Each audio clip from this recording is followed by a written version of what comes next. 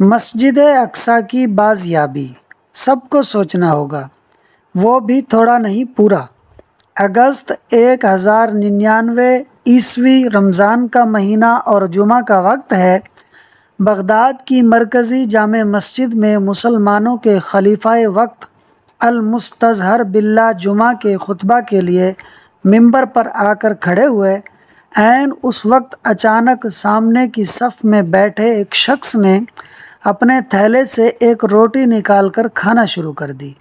رمضان کے پہلے جمعے کا خطبہ اسلامی دارالحکومت کی مرکزی مسجد اور عباسی خلیفہ کے سامنے ایک شخص کا یوں روٹی کھانا شروع۔ لوگ غصے میں مارنے کو دوڑے۔ پوری مسجد کے لوگ بشمول خلیفہ بھی اس عجیب منظر کو دیکھنے لگے کہ آخر ہو کیا رہا ہے، کوئی پاگل ہے یا بدتمیز، آخر ہے کون؟ لوگوں نے غصے سے پوچھا کہ یہ کیا حرکت کی تم نے؟ اس پر اس شخص نے گرجدار آواز میں اب بولنا شروع کیا، تم لوگ میرے رمضان میں یوں کھانا کھانے پر غصہ ہو رہے ہو؟ تم سب کی غیرت اچانک جاگ گئی کہ کیسے ایک شخص نے مسجد میں کھانا کھا کر توہین کر دی، لیکن 2 ہفتے پہلے بیت المقدس مسجد اقصیٰ پر صلیبیوں نے قبضہ کر لیا ہے، مسجد میں قرآن مجید کی توہین کی گئی، مگر تم میں سے کسی کی غیرت نہ جاگی۔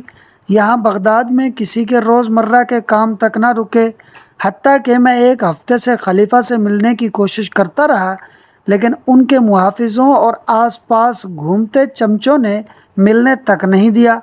تمہیں لگا کہ میں نے یہاں کوئی حرام کام کیا ہے، جبکہ میں تو دمشق سے آیا ہوں، ایک مسافر ہوں جس پر روزہ رکھنا فرض ہی نہیں۔ لیکن اے خلیفۃ المسلمین، تم پر تو بیت المقدس کی حفاظت فرض تھی، تم نے کیوں اسے صلیبیوں کے ہاتھ میں جانے دیا؟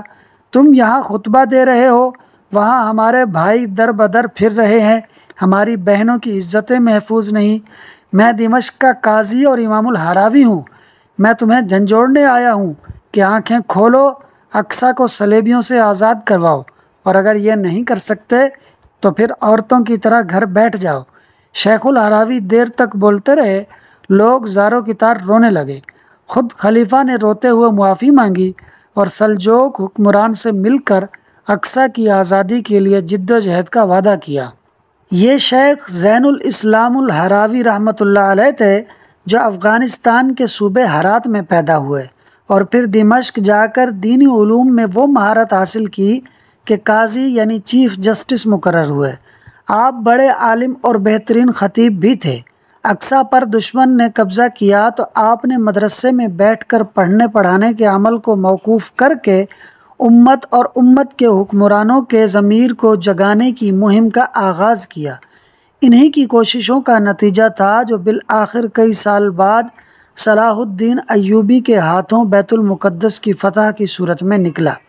لیکن آج کے علماء مکتب و مدرسے میں درس و تدریس کے فرائض ادا کرنے کے بعد یہ سمجھتے ہیں کہ شاید ہم پر جہاد باللسان، جہاد بالقلم، جہاد بالمال اور جہاد فی سبیل اللہ کی فرضیت ساقط ہو گئی۔